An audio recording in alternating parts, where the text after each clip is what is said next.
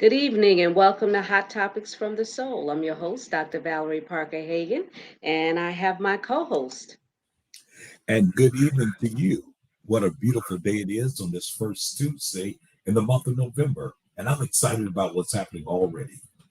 Yes, it's November 2nd today, and it's been election day for Yes. several states. So hopefully those of you that had elections going on in your area, that you took advantage of that and exercised your right to vote, your voices to be heard. We're big advocates on voting. So many people fought for us to have the right for our voices to be heard. And a lot of people said, oh, our vote don't matter. It won't make a difference. But yes, it does. The more people that think it doesn't matter, that defeats everything that our ancestors fought for us to be able to do. And you're so right, Dr. Val, because the fact blood, sweat, and tears was shed for A that lot. right. And when I think about the late Congressman John Lewis, and I think about the fact of him and so many others being beaten there on that Edmund Pettus Bridge in Selma, Alabama, that was only the beginning of the fight that allowed us to have this opportunity. And the reason it's such a great privilege is because it allows our voice to be heard. In this country, so often our voices are minimized because we don't make enough money. We're not the right color. We're not that. We're not this. But because there were those that was willing to go the last mile of the way, we have that right and that privilege. And it's almost an insult to them, an insult to all who gave their lives for us not to vote. So as you say, we're very big on this show here on voting. We've had guests in time past to give us the whole process of procedures and things. And we're big on it because what we understand is that, our votes, especially in midterm elections and these off year elections, are critical because they do Very impact critical. the outcome of so many other things in our daily lives. Yeah, I wish that we had time to elaborate and talk about the importance of voting in these smaller settings because people are just so caught up on voting for the president, but they don't realize that it's these small votes that controls our state, it controls our city, our immediate cities. So I hope that those of you listening in will read up and study and be familiar with your area so that you can exercise your right to vote. Well, absolutely. And speaking of voting, I think about the fact that it took lawmakers to enact things like the Violence Against Women Act, to exercise things like the Office of Violence Against Women, and not only that, so many other things that have happened because people voted. They elected the right people that would take that fight and that cause all the way to the White House, all the way to the Capitol. And had not those acts been passed and folks had voted on it, our guest tonight might not have found justice, might not have found, if you would, relief or refuge. And so our votes matter, and we need to understand that the power of vote is the nucleus of our democracy. Absolutely. Thank you so much for sharing that, Dr. J. And your nonprofit, Destiny by Choice and Minds from the Soul of a Woman, we stand firm on our convictions and what it means for us to be free, for us to be able to move forward and also be liberated from those abusers and oppressors of our lives, not only for women, but also for men. We deserve the right to live and live freely without fear, without being succumb by predators that stalk and steal the innocence of our children. A lot of times we go through domestic violence and sexual abuse from little ages. Sometimes newborn babies are being sexually abused by relatives and sometimes even their parents because of the drug abuse. They get so distorted in their reality that they would put such I can't even think of the word. It's just so troublesome to me the way that they feel that they can do sexual acts to young children. You have all these big people walking around, grown adults walking around that don't have a problem with being your sexual partner, but yet you feel the need to assault and molest children. And we have two guests that were with us last week, Dr. J. And I thought that it was necessary for us to bring them back because so much was left unsaid and there was so much more than needed to be said and explain the process, because there are people that are going through traumas right now that have been through a situation, but they're still locked in their emotional cage and haven't been able to live productive lives or even be in a productive relationship because of their traumas from their past. So I'm so delighted that we have our first guest, Natasha. She was here with us last week. Natasha, how are you? I'm well, thank you. Good evening, everyone. How are you? Thank you for having me back. I'm delighted to be back here. When I got the text, I was like, okay, you know what? Maybe I'm not done. And like you said, a lot was left unsaid because we didn't explain how we got to the point for the healing process. So now today we can elaborate more on how the process, what it took to get to that process. Okay, could you share a little bit about your story? Because there were some that missed it last week and haven't listened to the first show and they're tuning in for the very first time. So if you could give a little bit of your story and how that process was for you, you know, in the beginning and how you walked your way through it. In the beginning of the process, it all started as a little girl, being molested. I'm not going to go definitely into the stories, but being molested at a young age. Um, it all started not being loved at home by my mother. She preferred actually her boyfriend at the time instead of me. So she was sending me to different places. And as we all know, as being a girl, a daughter shouldn't have many homes. So she decided to throw me off somewhere else because, the boyfriend at the time did not want me there. I couldn't play with my siblings because they were not actually my father's children. So it was a lot of things that were taking place, and she dropped me off to my aunt. And from there, that's the only time I actually experienced a mother's love up until 1987, when I came here to the US. It was one of my worst. I always say till this day, sometimes I say, I wonder if she would have left me in the Bahamas, what it would have been like. So from being here, it was just from a little girl at 7 years old being molested up until I was 14 years old. So it came to the point where it was something that I got accustomed to because I tried to let my voice be heard. It was always, you're not telling the truth, you're a liar, and you're a liar. So it became to a point where I got quiet. So I never said anything. I got quiet. And I remember in 2000, I said 2000, 1996. I'm sorry, I'm talking about my second daughter now. 1996, actually the first time I was actually sexually active on my own, I got pregnant. Just that one incident, I got pregnant with my daughter. And from there, I never look at it as a mistake. I think that was God's way of getting me out of my situation. I had to go from one bad situation to another bad situation. Being pregnant at that age, my mother said, you know what, two adults cannot live in a house, so what are you going to do? She put all my stuff out. I'm 15. I'm trying to figure out, what is a 15-year-old going to do? At the time, I was not a U.S. citizen or a resident, so I had no status here at the time. And so I was still trying to figure out, what am I going to do? I couldn't work, whatever. But I ended up being homeless. I ended up being homeless, pregnant with my daughter. I was sleeping behind a Winn-Dixie, like I mentioned last time. And I was still trying to go to school in the process of being pregnant with a child. Things got hard. And sometimes when it was cold and I didn't want to be out, I would say, can you please let me sleep at your house just for the night? I promise you, I'll be gone in the morning. Because a lot of people didn't want to interfere with my mother, because my mother would have told them, why you let Natasha live here? So from there, I just had to figure it out.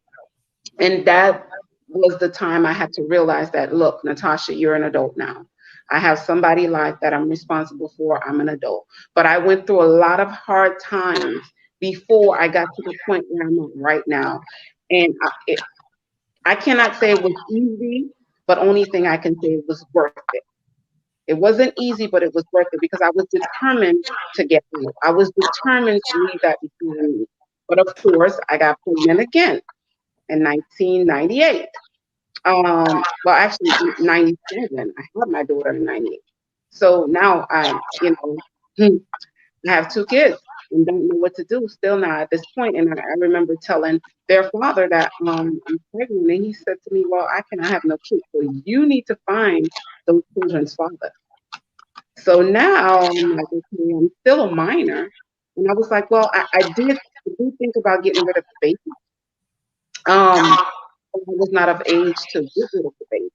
So I ended up with two kids and two kids from there, which wasn't enough. And that's when I started to experience, not, I experienced sexual abuse. Now I started to experience physical and mental abuse. So I was getting hit. And now it was a thing where he was always playing with my mind. Nobody would want you because you have two kids and this and that, and they're not my kids. So I dealt with a lot. So now that I have the kids to fight for, I had to make sure I make it happen. I made ends meet where I would get under the table jobs and do things. And mind you, I'm going through all this abuse, and I still had to hold my head up. So it went on for a long time through my 20s and 30s with me fighting to find out who am I. I never could have found out who am I because I went through so much. So now I started to talk, like I said, to that little girl. That little girl was still dying. I was trying to put that movie in the back of my head and say, this never happened to me. I'm making it up. So now I begin to trick myself into thinking I was lying because that's what was said to me throughout my years. And, and one day I had to sit down. I'm like, look, I'm not well. I'm I wasn't messed up in the head to say I'm crazy, but I'm not well. I'm not well because when I would see little things, it would trigger me. So that's how I knew I was not there yet. I was not there yet. So I had to go back and deal with that little girl named Natasha. And when I dealt with that little girl, emotions was all over the place. Everybody that ever sexually molested me came up that I even forgot about. Um, it was just a process and Now, how everything. did you? Yeah, I want to interject. You said that you had to deal with Natasha, which meant dealing with yourself. Now, did Dealing you with have someone to walk you through that process, or you just had an aha moment where you stopped and said, I need to fix this? I had to stop and say I need to fix it. I did it on my own because some of the things that took place, they were embarrassing and I didn't want to go through it with anybody. And I don't think anybody would have understood what I went through. So that's why I took it upon myself and say, I gotta heal that little girl. Because that little girl inside of me was still dying, even though I looked like a physical adult.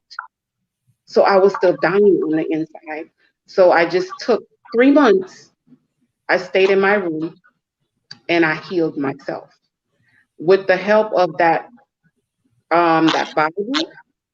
I was led to scriptures by God, and I had faith that I was going to be healed because that's what I was asking God for. That I need to be healed. I couldn't even have a relationship without thinking that this person don't want to be with me. They just want to use me. I was no good anyway. My mother told me, everything that my mother said to me played back. Everything that my mother said to me played back, even from calling names and everything else. So I took some time out, 3 months in my room. I just got up, drank tea. And in the process, I was in a fast and I stayed in my room. I stayed in my room and I healed myself. And I remember when I came out of it, everybody was like, what's going on with you? I was happier. I could actually communicate to you. I can actually talk to a guy and say, my thing was if a guy would come and talk to me, my first intention would be like, oh, you want to have sex with me? That's all you want. So I had to get out of that. Now I can have this conversation. But the key for me to get to that healing process was the Bible and faith. And I had to forgive everybody that wronged me. And I never got to the point to heal myself until I started forgiving these people for what they've done to me. So with that alone, that was a process. It wasn't an easy process Because how can you forgive somebody who had sex? Pretty much, I consider myself at the time a sex slave. I'm a kid. I'm a child. Mhm. What do I know? You know, and it's like, Mom, are you gonna let this happen? My mom would say, well, you're not paying. He's paying my bills. So she would try to, whatever I was telling her, she would dismiss it and worry about self. And later on in life, I understood why she did that. You But know, did she ever own the fact that you were being sexually abused? In May of 2018, she was in hospice, and we had a conversation. And she the one who brought it up. I didn't bring it up, and she was apologizing. She said, I'm sorry that I never believed you. She said, I'm sorry for everything, because I actually see, you know, out of all of my children, you the one that loved me the most.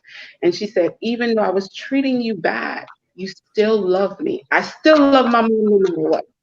Even though she, you know, dismissed me, even though sometimes she would say, oh, I wish you were dead, I would still go and love on her because the Bible told me to obey my mother. So even though she did things that were wrong, but it's because of her that I'm here. So I'm grateful for that. She gave me life. You know, God, you know, created me in her womb. So therefore, I forgave her just for that. If I can own something right now, it's because of her. And I find it that a lot of people that I would talk to say, I'm not going to forgive her. I'm not going to do this. Or, you know, they don't want to forgive that person. I'm like, look, you're holding on to something that this person probably already moved on and not even worried about you. You're killing yourself while this person is moving on with life and living their best life at that. So why are you doing that to yourself? You're hurting yourself. That person is not hurting at all. You're hurting yourself. So that's why I tell everyone it's not going to be an easy journey. But if you want to live whew, the life that God has promised us, you have to forgive and move on. You have to you know, forgive. Natasha, you have a very strong anchor in the fact that you talk about forgiveness. And I want to be Mhm. clear because every victim of domestic violence or sexual violence don't find it that easy to forgive. As a No. matter of fact, from a clinician standpoint, we often say to people, we can't force you to forgive. We don't want to tell you to forgive early.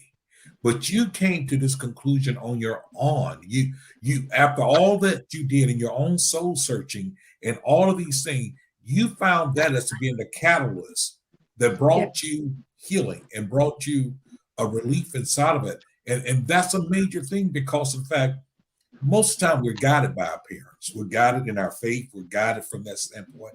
But in your situation, not having a mother who did not believe you, having a mother who was abusive in her own way by doing so, and then not having a father on the other side to help guide you, you were the epitome of the scripture of God being a mother to the motherless and a father to the fatherless.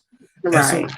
so my question to you is this: your journey out was you finding yourself in the presence of God and Yes. asking him to heal you, to Yes. heal you. And his answer to you was your first step in being healed is to forgive. Yes.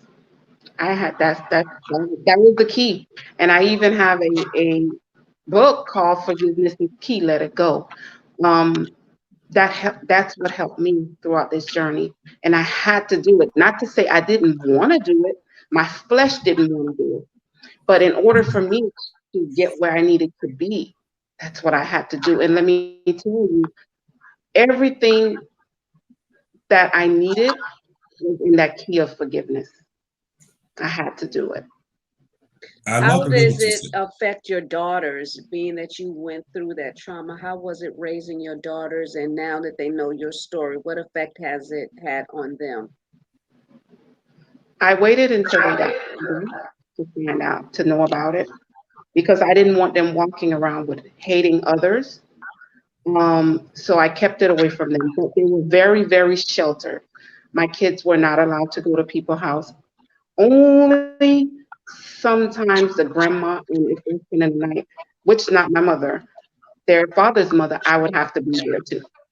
I raised them very sheltered. It's now that I'm talking about it, this is after my mother passed, that they are actually knowing the inside details of what took place.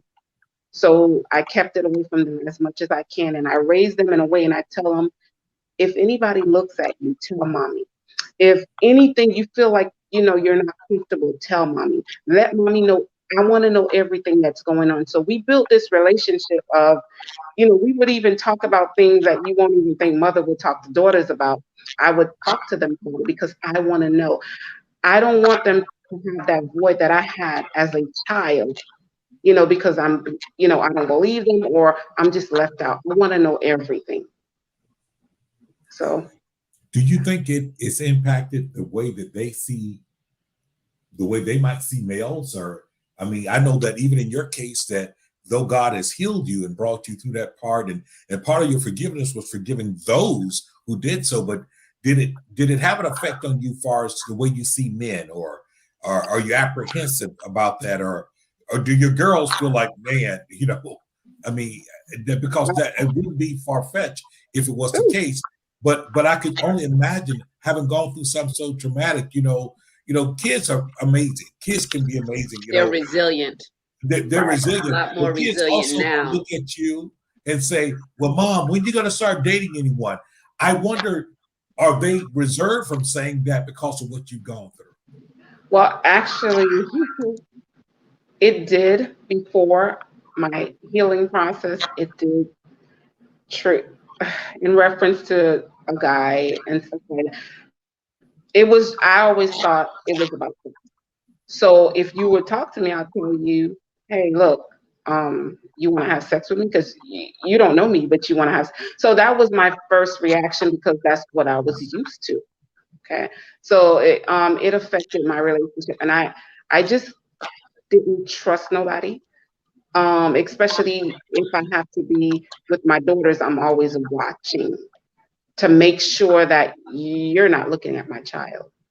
So I dealt with a lot of things. But my issue is you want to have sex with me, and I would refuse because I didn't want nobody looking at my daughters. So I didn't want to live with no men after their father. Now I'm in a relationship, but this is all God's plan because only one thing I know that I deal with, and I have to say it, I deal with you touching me and you don't tell me first.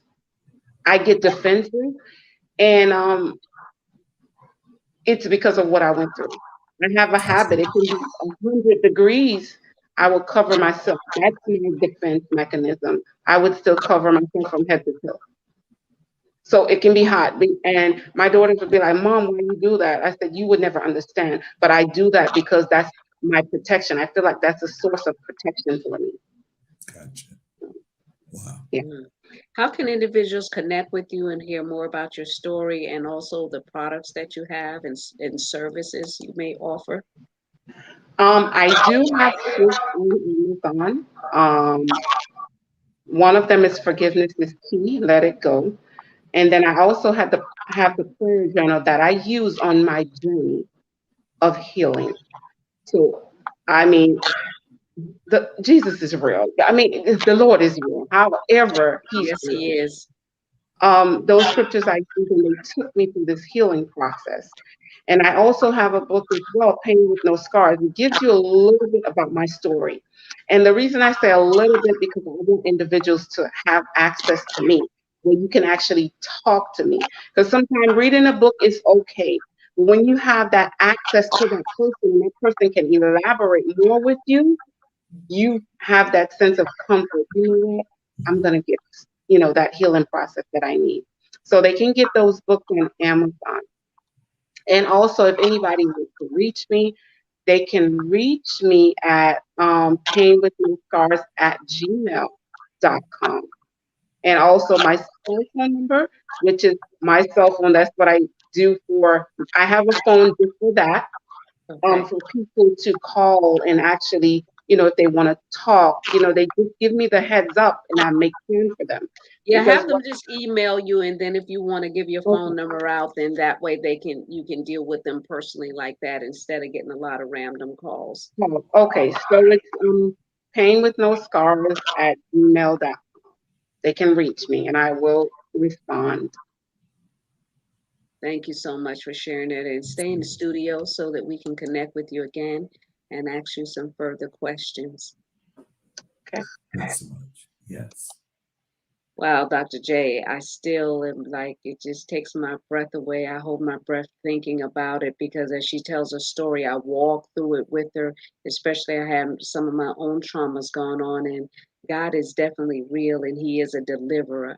And forgiveness is definitely the key because it only imprisons you. That's why I wrote my second book, Unveiling Secrets from the Heart, Forgiving Your Past to Free Your Future, because we have to forgive.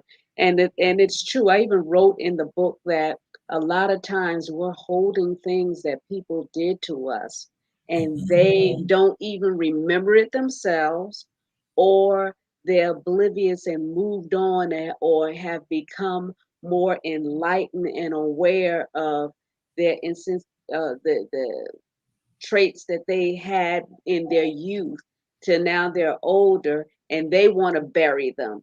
And we still walking around with those pains from something somebody said or something somebody did to us, and it has affected and shaped our whole lives, and they don't have a clue.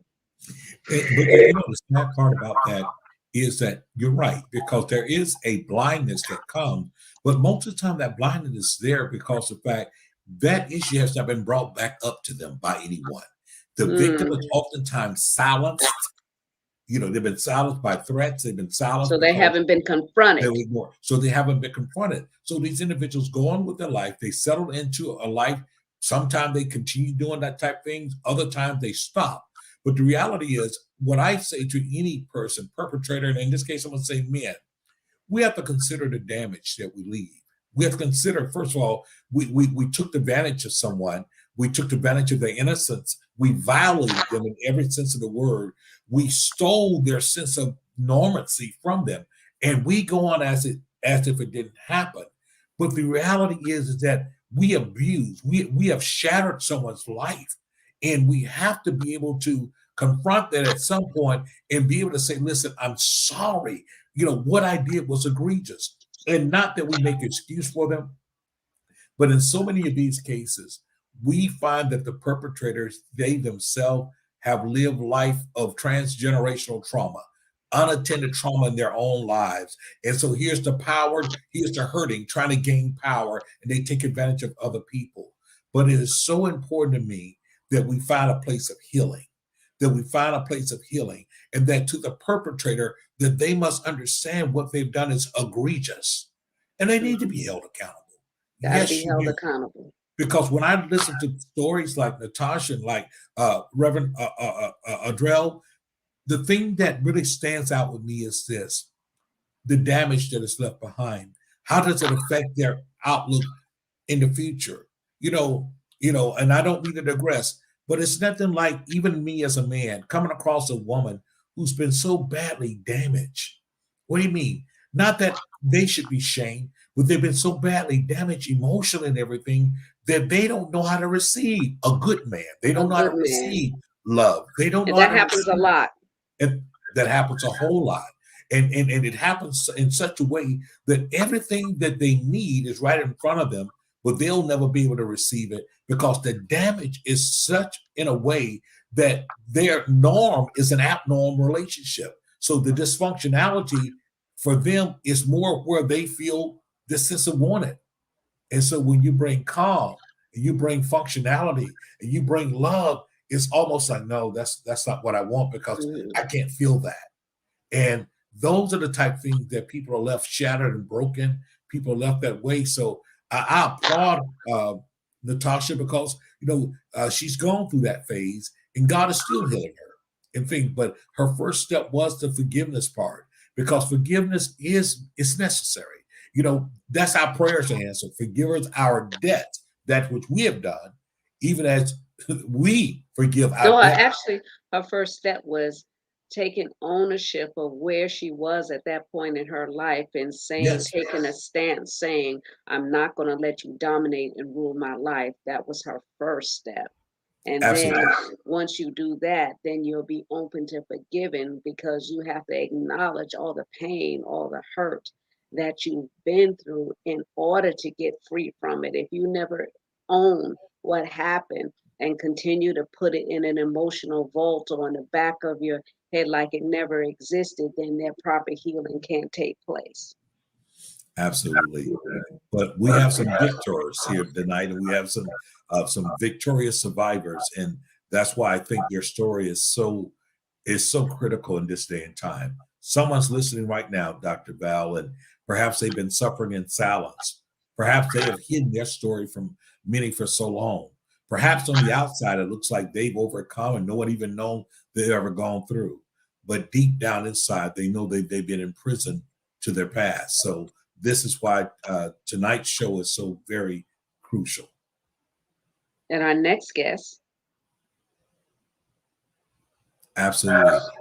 Reverend Audr'L Chantel Davis Jones, once again, from stolen innocence to the victory that she now enjoys. good evening. Good I was waiting for evening. Dr. J to introduce you since I did brought on Natasha, so I was waiting on him to bring you in. And thank you so much for agreeing to come back. You know, a lot of times it's not easy to relive, but we relive for the victory. Yes. Yes, and it is so profound that you mention victory. The way that my book is set up, each chapter has a battle, it has a praise, and a victory. And that's Amen. one of the things that all the way throughout my journey and throughout the different things that I went through, mainly kept me grounded, that I knew that I had a battle to Mm. overcome. But somehow I had to do that anyhow, praise. And praise did not come easy when somebody was beating on you and you went through stuff. Yeah, Praise does not come. But I knew that that was one of the things that was healing me and helping me to grow. And I know Natasha talked about forgiveness. And that's one of the things that I had to first do was to forgive myself. And the reason that I had to forgive myself is because I blamed me and it put a block there that I could not go any further. And every time I looked at myself, it was always as though I was blaming myself. And in order for me to be able to just go forward, I had to forgive myself first. And I prayed and asked God to help me to not have a heart of hardness so that I would be able to still, when the right person come along, be able to love them, still Wow. be able to have something to give someone else, and so it was just really heartfelt. And that was one of the things that I made sure going through, that I would not have this hardness towards every man, because every man had something. And I was Right. able to look at it from the perspective of five or six several things that I had in mind, that I know that I cannot change an individual, but I could only change myself. And when they came in, it helped me. It really Wow. helped me to say, oh, we're not getting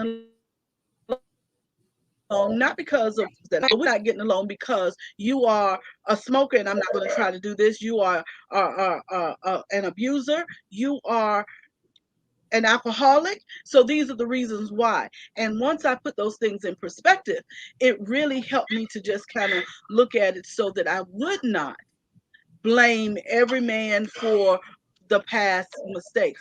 And I have a heart for love, and I wanted to just be loved. And before I knew that that can happen full Mhm. heartedly, those two things had to take place. First, me forgive myself. And yes, I Mhm. did have to forgive my abusers so that I can go on. It wasn't easy and it took a while. And when I got into the point of that anyhow praise, I found something, just something special, something little, something very minute to say, Lord, I praise you anyhow, so that it would help me to be able to get to the next level of claiming the victory. And once I claimed the victory, that means that I was really onto something because I was ready to put some of those things behind me. And it is just really um, ironic of how you really would think that coming and going through it was 43 years of me dealing with abuse and domestic violence at one point or another, from 9 years old to 1989. And it was after that time in doing this writing, and the day that I was seemed like kicked out of the bed to get into the bathroom. I ended up on the floor, and I knew that I was the only one in the room. But I felt that it was the Holy Spirit letting me know, hey, get up and write your story, because I had been procrastinating. And I'm like, no, nobody don't want to hear this story. But I know that what was said to me, who could better write your story than you can? You're the only one that can write this, and you're the only one that can grow through and share with others, because what I brought you through is not just yours alone. And with this, it really helped me, and I started writing out prayers. I start writing out meditations. I start reading and reflecting and journaling, to the point that I did come up with another book, the namesake book of Battle Scars of Emotions, but it's the personal reflections, the prayers, the scriptures, the journaling, and gratitude. When I held on to those things, I was able to really grow through some of the traumatic situations that I was in. And it was just really difficult, to just keep on going and not really realizing the pain, or just being center focused on the pain. And I was able to get through because I knew that I had to show my children strength beyond what they saw, if that makes any kind of sense. I know part of your story was you were molested by leadership in the church. And so Yes, being in the church and having a pastor, minister physically assault you yes. sexually, and then having to sit there and, in the midst of the service, and then you have to go there every week with your family. How was that? I mean, how were you handling that? How did you transition to be able to walk through that? And when you spoke about it and told somebody, what did people say when you talked about it? Or was it a known fact that this minister was doing this? Well, actually, it was not a known fact. He had a wife, he had family, and his parsonage was right next door to the church. And I was younger then, going to church with my grandmother, and she would always say, "You got to go and speak to the reverend." I don't want to call his name. "You have to go and speak to the reverend." And the day that I rebelled against it, it was really thereafter, it was really difficult to sit and go to church. So when grandmother came to get me to come to church, I started not going, to the point that I left that denomination for a while. I really did, because I felt that, okay, this is not right.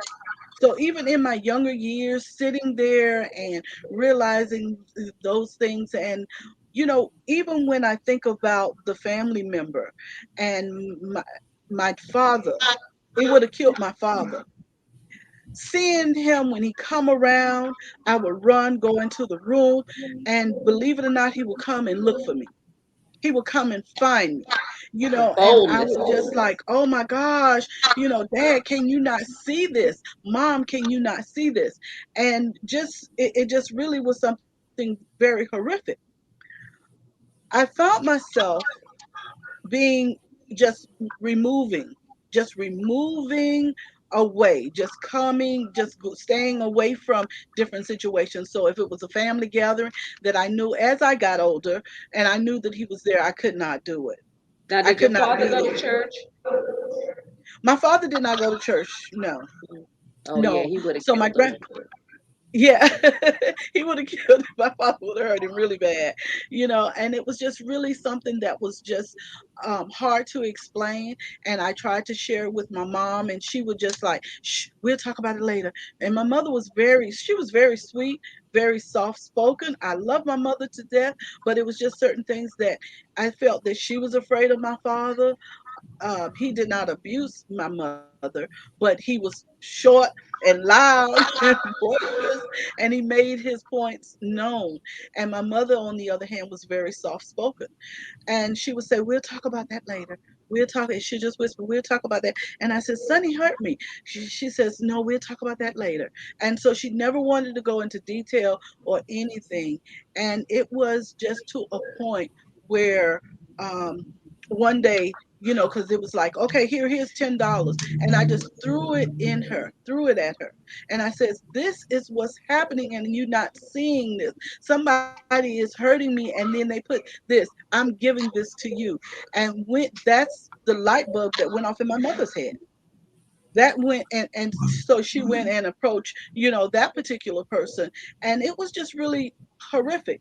But back to my healing and back to me growing, that was just something that I just really kept as just my secret weapon, that I knew that I had to just keep surpassing through this, getting going through this. And eventually, it took a while for me to forgive myself. It took a while for me to just really explain to myself that it was not my fault.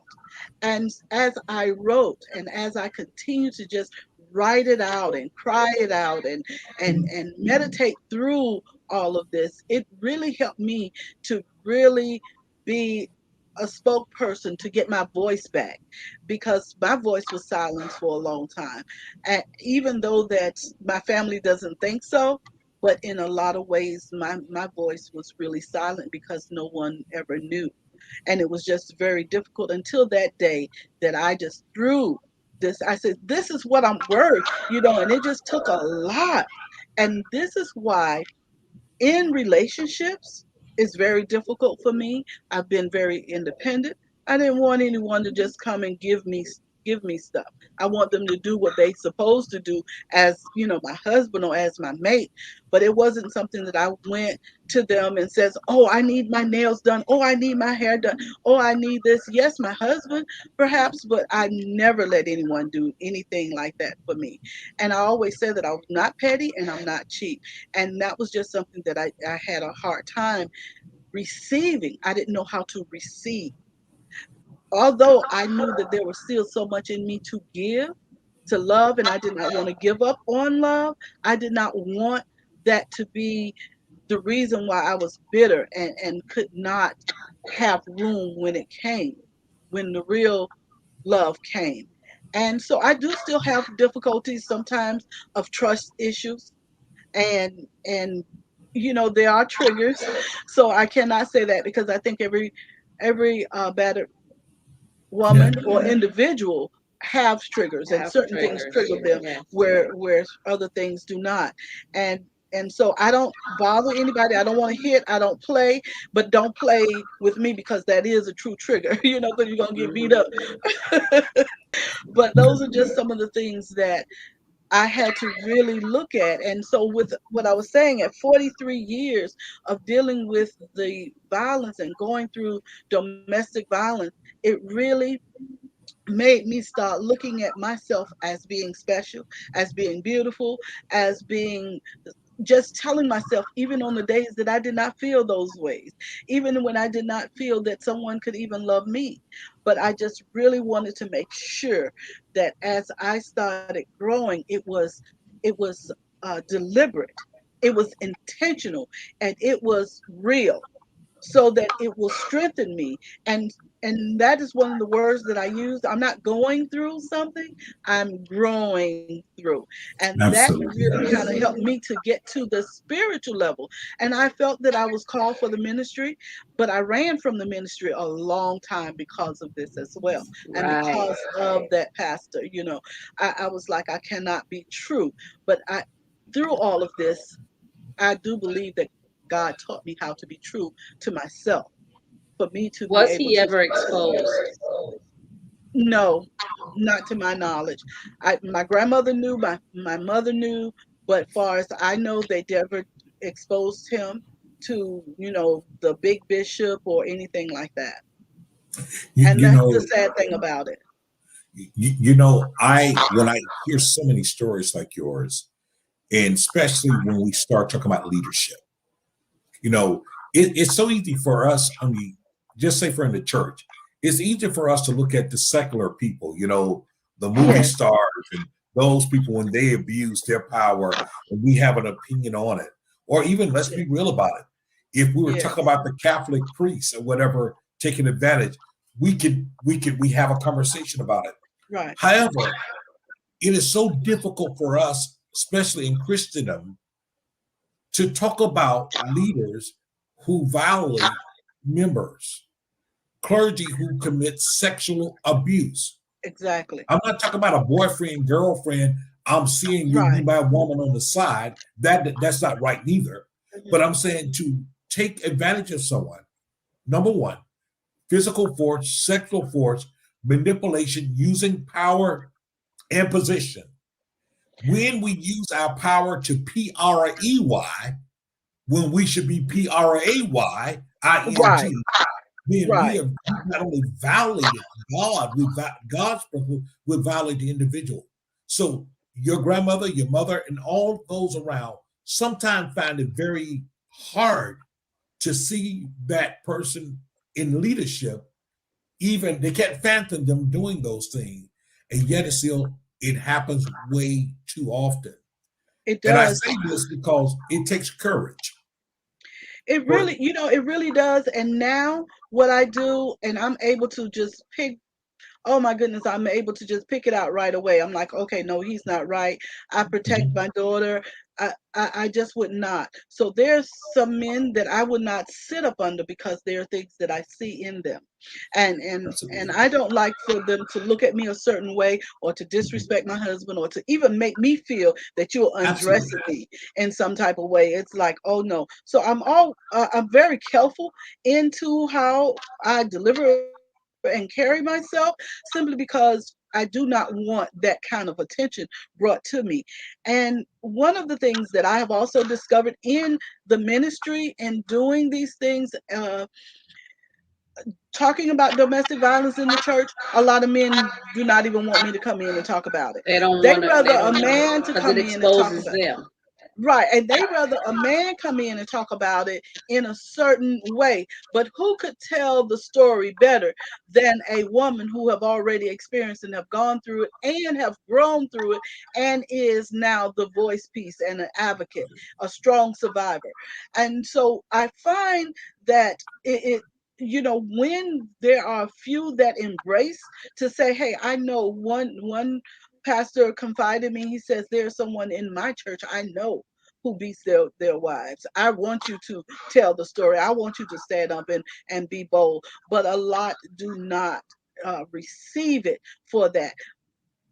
But here is the thing that I often tell people, because those that have been abused and then they say God allowed it, I have to tell them my story in such a way, and the way the spiritual well-being take place, you have to also have something already rooted inside of you, and in order to pull from. And that is what was my sustaining power. That little bit going to church early on, being drugged to church by grandma, those are the things that was inside of me, that when I could not speak, when I could not even know where the verse was, it was just something that just would come out, and it would heal me. All I had to do was just call on God, call on Jesus. And I'm just saying that, that is not just the full answer, because I do know that it was the sustaining power from God that helped me to get through, to stay strong, to get where I am, to go through some of the things. But it was also something that we have to, as victims, and I'm speaking from that standpoint of a victim, is to go inside of yourself, and that forgiving is really is essential. And the reason that I say it's forgiving is essential, you have to first start with self. And we have to learn to love up on self first, because we are taught to give all this attention to everyone else, but not ourselves. And therefore, when we give attention to ourselves, we have a tendency to feel guilty or feel less than deserving. How do you figure in sexual abuse and mental abuse, where people may label it as being bipolar, but actuality, it's mental trauma that individuals have gone through? And maybe Dr. J, you could chime in on that too. Yes. And one of the things that I'm glad that you mentioned that, because right now my son is mentally ill. And the when you look at the bipolar and when you look at the sexual abuse, I look at it from the standpoint of the mental trauma that one experienced from that abuse, that sexual abuse. It carries a weight nothing like the physical violence does. And it is an emotional, it tears you down mentally in such a way that you don't even know where you're going on that. And I could see the the bipolar, because if you are being treated, and I say stolen, because that's what I was stolen. Stolen My innocence. youth was stolen, my virginity was stolen, my everything was stolen and taken from me. When you look at that, and then you look at it from the standpoint of how am I going to engage in some really good, genuine, honest husband and wife sex, that the way the Bible tells us that we are supposed to, love and become intimate with each other, that becomes difficult. And therefore, with the bipolar situation, as far as the mental situation, we think more on how it has made us feel in the past and what we can do and not do, to the point that it is creating a cycle within its own self. And one of the things that I feel that how the two are correlated, as far as bipolar and as far as the mental trauma that one have gone through sexual abuse or through domestic violence, it is something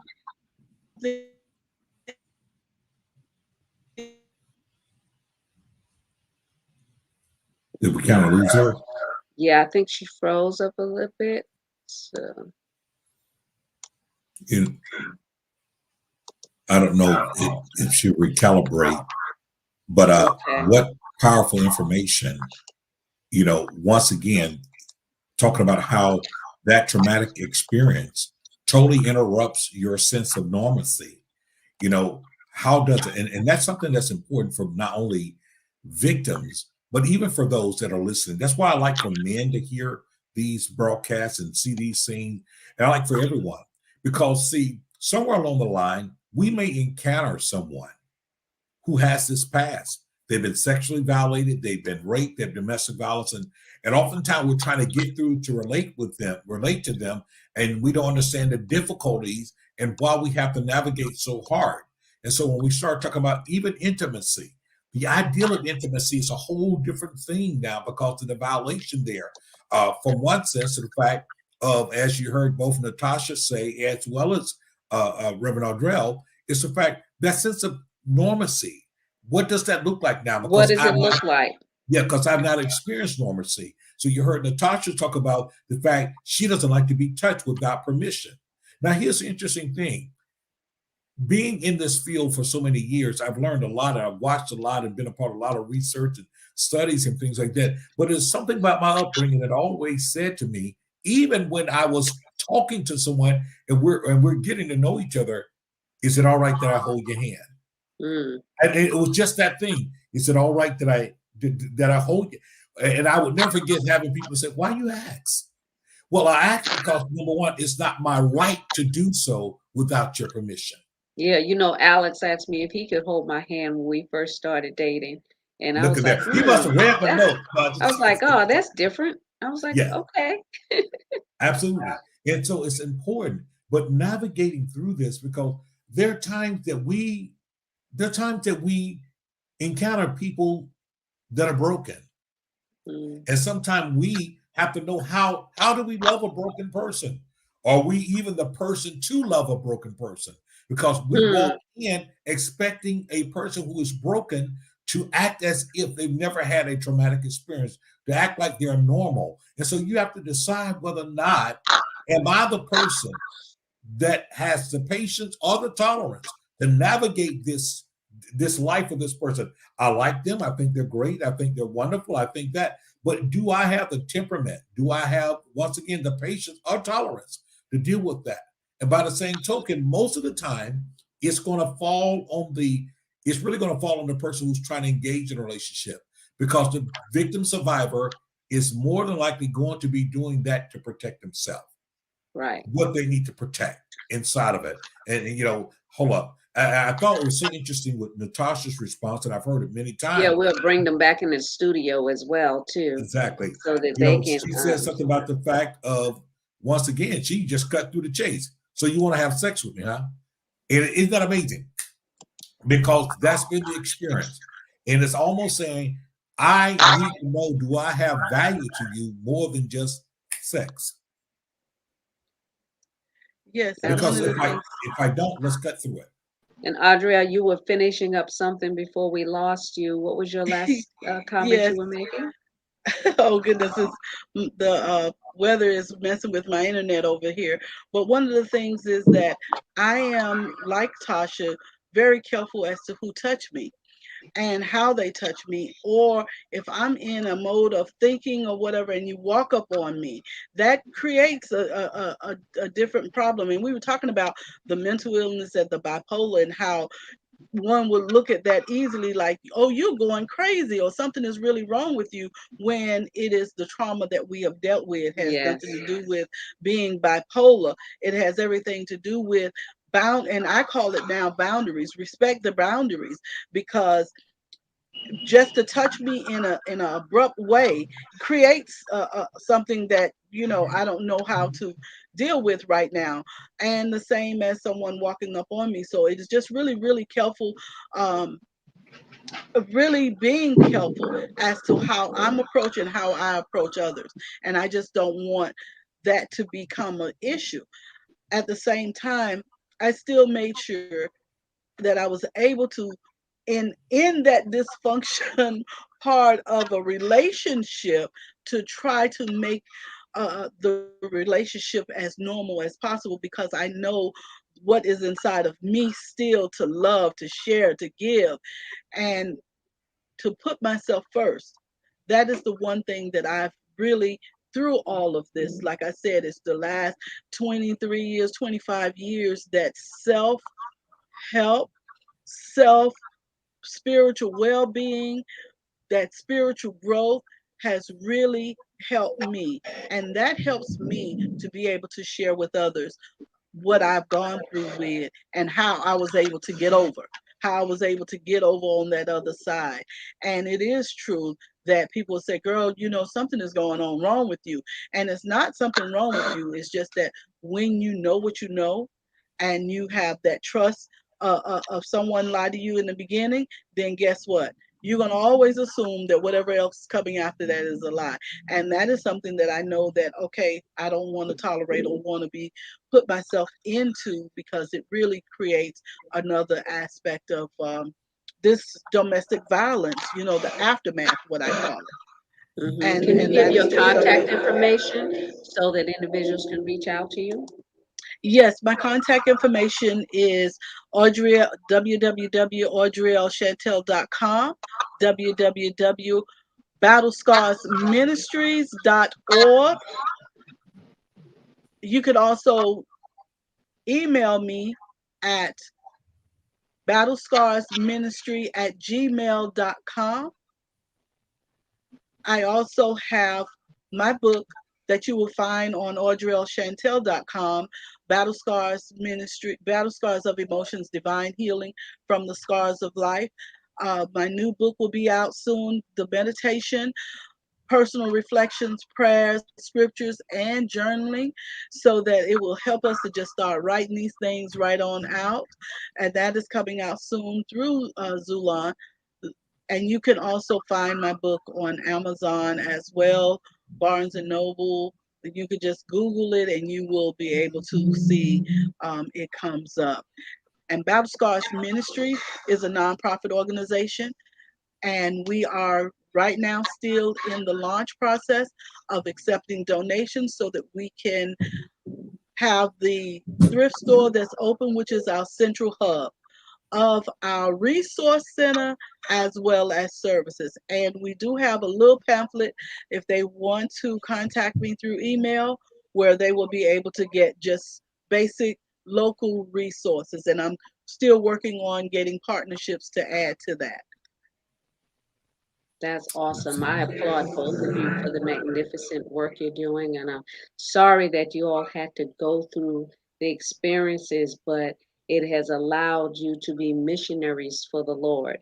Yeah. So this my pain has become my power too. I started the foundation from the soulofawoman.com regarding domestic violence. I was in a 19-year marriage of abuse, so I understand fully, and I know about being sexually abused, and I know about people coming up on you, because my favorite thing would be like, well, it's not my favorite thing, but I would always say, you need to back up off me. That's And right. because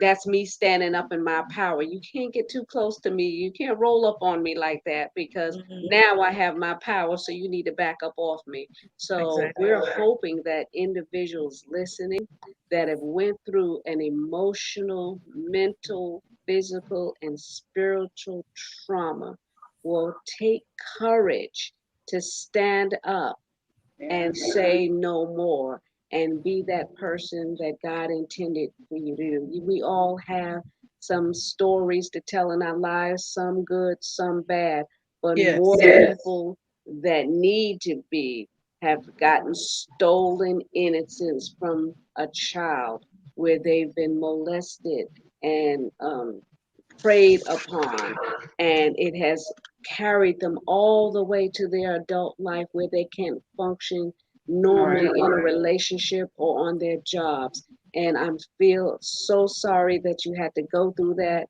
We've all that are here have gone through it, except for Dr. J. I don't know, but we women that are here, we know what that feels like. We Yes. know how that looks. So we are watching you. So, and We are. we will expose you. Right. And let Most me say definitely. this, because my passion comes in the fact of having to be that ear, having to be that shoulder, having to be that resource for many women and children that have gone through this. Understanding, however, what it is to be emotionally and abused as well inside a relationship. That's not foreign. National statistics will tell you one in every 9 men will be abused in their lifetime, 1 in 7. And abuse may not always look the same, but the Right. hurt and pain is very dear and it's deep.